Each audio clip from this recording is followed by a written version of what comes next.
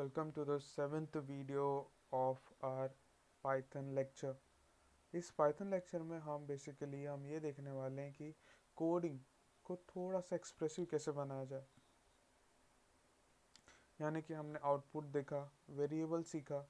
अब वो वेरिएबल्स और आउटपुट को थोड़े से बड़े प्रोग्रामिंग में कैसे कन्वर्ट करें, तो चलिए देखते हैं।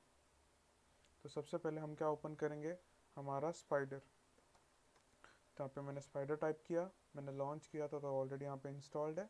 अब यहाँ पे हमारा डाउनलोड होगा स्पाइडर।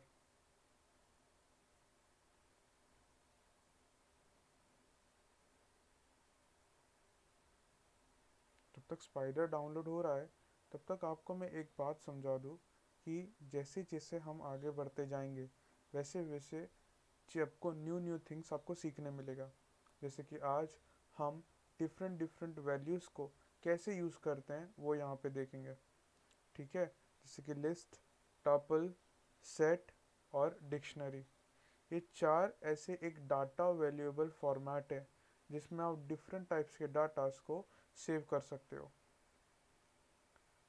फ्यूचर में हम क्या करने वाले, हम डाटास के साथ बेसिकली काम करने वाले कि अगर किसी ने हमें कोई इनपुट दिया तो वो इनपुट में से यूज़ करके हमारे ऑपरेशन में जो हमारा कोड होगा हमारा प्रॉपर आउटपुट क्या हो।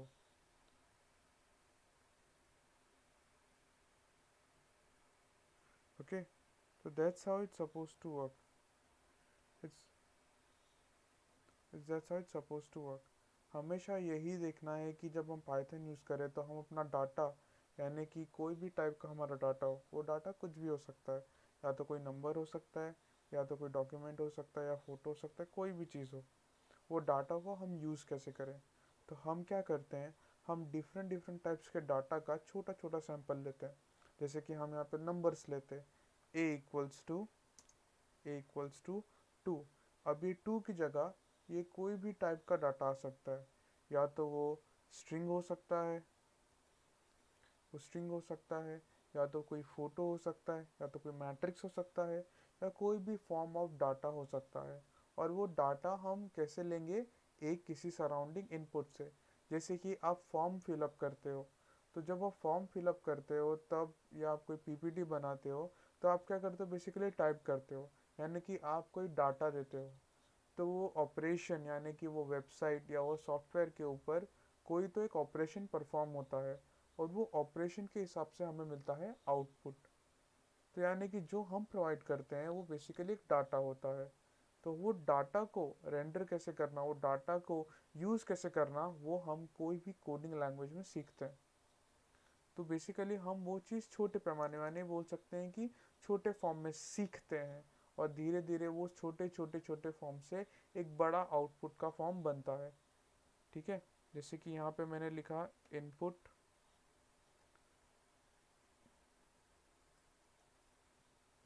Enter the value of A. ठीक है, और मैंने यहाँ पे बी लिखा input enter the value of P. ठीक है,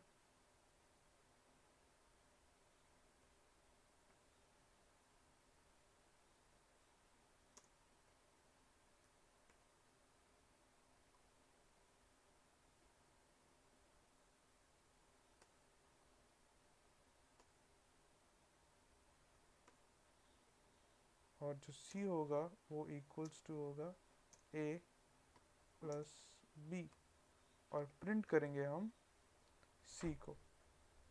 तो जैसे ये प्रिंट सी होगा वैसे ही हम इसे टाइप करके देखेंगे क्या ये बेसिकली कोई टाइप बता रहा है। देखते हैं ये स्वर के राइट है कि नहीं है। अगर राइट है तो क्यू, अगर रॉन्ग है तो क्यू। ओके, तो एंटर द वैल्यू ऑफ ए, यहाँ पे आपको क्लिक करना है। मैंने यहाँ पे एंटर किया 5, वैल्यू ऑफ वो क्या है 6, और answer c is not defined. तो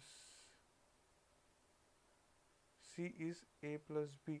तो आप देख सकते हैं यहाँ पे सी क्या है, डिफाइंड नहीं है कि सी डिफाइंड नहीं है मतलब क्या है इसका, कि सी ए प्लस बी की वैल्यू जो सी होनी चाहिए वो यहाँ पे क्या है, डिफाइंड नहीं है। तो आप देखोगे यहाँ पे एक इम्पॉर्टेंट है कि यहाँ पे छोटा सी है और यहाँ पे बड़ा सी है। तो अगर मैं इसे छोटा सी लिखूँ तो क्या मेरा वैल्यू देगा।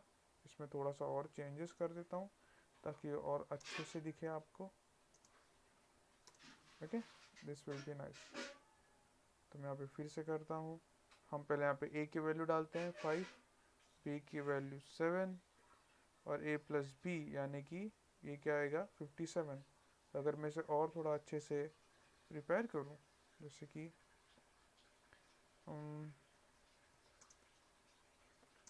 the value, or you can say the sum of a and b is curly braces, ठीक है, कॉमा यहाँ पे complete डॉट फॉर्मेट सी, ठीक है, और ये ब्रैकेट बिग ब्रैकेट भी कंप्लीट। देखा आपने कि जैसे मैंने लिखा फॉर्मेट सी, आपको याद आता होगा हमने पिछले लेक्चर्स में इसे परफॉर्म फॉर्मेट सी को यूज़ किया था। तो अब मैं फिर से रन करता हूँ, देखता हूँ इस बार आउटपुट मेरा कैसे आ रहा है। 4 और ये मैंने 8, 4 + 8, तो the sum of A and B is 48, ठीक है, sum of A and B is 48। But आपने कोई चीज़ नोटिस की, यहाँ पे 4 8 वो 57 यहाँ पे और 4 8 आ रहा है, यानी कि ये जो भी वैल्यू जा रही है वो कौन से फॉर्म में जा रही है, स्ट्रिंग फॉर्म में जा रही है। कौन से फॉर्म में जा रही है, स्ट्रिंग फॉर्म में जा रही है। तो अगर वो मैं स्ट्रिंग फॉर्म में चेंज करके दूसरे फॉर्म में लाना चाहूँ तो कैसे करेंगे। अगर मैं यहाँ पे लिखता हूँ ये value c is a is equal to c, यानी कि वो 4 किस में जा रहा है, 4 है, किस में जा रहा है वो 4 स्ट्रिंग वैल्यू में जा रही है। Enter the value of a, ठीक है। तो अगर the value of a is equal to, ठीक है, तो मैं इसे क्या करूँगा, यहाँ पे लिख दूंगा इंट इनपुट। तो मेरा जो इनपुट होगा वो कौन सा हो जाएगा, इंट हो जाएगा। अभी इंट का मतलब समझ ही गए होगे आप, इंटीजर। इंट मतलब इंटीजर। चलो देखते हैं कि इसमें आता है क्या बराबर फॉर्म। तो ये हो गया हमारा, ये हो गया 8 + 9, 8 + 9 17। यानी कि जब हमने इंट नहीं लिखा था तब हमारा वैल्यू, कि हम अपना जो वैल्यू दे रहे थे हम इनपुट, वो कौन से फॉर्म में था, वो था एक स्ट्रिंग फॉर्म में। पर जब हमने इंट लिखा, यानी कि हमने स्पेसिफाई कर दिया कि हमारा इनपुट एक पर्टिकुलर फॉर्म का है, ठीक है, ठीक है। तो ये ऐसे ही आप अपने, यानी कि जहाँ पे सिर्फ 8 9 + 2 यानी सिर्फ 17 प्रिंट होता था, हम वहाँ पे इसको थोड़ा और ग्राफिक यानी कि थोड़ा और क्वालिटी इसमें ऐड कर सकते हैं। तो अगर मैं ऐसे ही 3 नंबर लूँ तो चलो मैं और एक ई ले लेता हूँ, ई ले लेता हूँ और उसमें मैं फ्लोट नंबर को ऐड करता हूँ। फ्लोट नंबर यानी कि पॉइंट्स नंबर, जैसे कि 1 2 3 4 5 इंटीजर्स है, तो 1.1 1.2 1.3 1.4 1.57 1.5892, माने जो पॉइंट्स में नंबर आएंगे वो हमारे कौन से नंबर्स होते हैं, फ्लोट वाले नंबर्स होते हैं, ठीक है। तो वैसे ही मैं क्या करूँगा, ये लूँगा इनपुट और एंटर दी, स्ट्रिंग में आना चाहिए क्योंकि वो प्रिंट होने वाली चीज़ है। Enter the value of e equals to, ठीक है, और यहाँ पे मैं प्लस कर देता हूँ e। तो यहाँ पे e प्लस होगा क्या, क्योंकि इंट और इंट तो हमें समझता है कि इंट और इंट कैसे होगा, बट फ्लोट, क्या फ्लोट पॉसिबल है प्लस होना, चलो ट्राई करके देखते हैं। तो हम पहले वैल्यू डालेंगे e की 7 9, फिक्स नहीं है, आप कोई भी वैल्यू डाल सकते हो। Enter the value of e, तो e हमारा फ्लोट है तो आप 1 भी डाल सकते हो या 1.3 कुछ भी डालो, आपका आंसर आएगा 17.3। यानी कि इवन आपका इंट और फ्लोट अवेलेबल है तो फिर भी 17.3 आपका आंसर हो सकता है। ठीक है, यानी इंट और फ्लोट आप चाहे तो ऐड कर सकते हो पाइथन में। तो ठीक है, जैसे हमने फ्लोट ऐड किया है तो क्यों ना अभी हम और एक ट्राई करें वहाँ पे स्ट्रिंग ऐड करने का। तो मैंने से स्ट्रिंग लिखा, स्ट्रिंग इनपुट। तो आप नहीं दोगे तो भी वो स्ट्रिंग इनपुट लेगा, बट अगर लिख दोगे तो इट विल बी बेटर।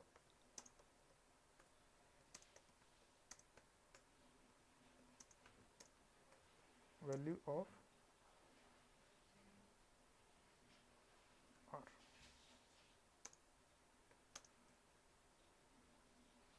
ठीक है, तो 7 और 4 1.67 और ये है तो ये यू ले लो, स्ट्रिंग है क्योंकि इसमें आप कुछ भी लिख सकते हो। तो सम ऑफ, तो मैंने यहाँ पे चेंजेस किए ही नहीं, मैंने आर को ऐड किया ही नहीं फिलहाल। तो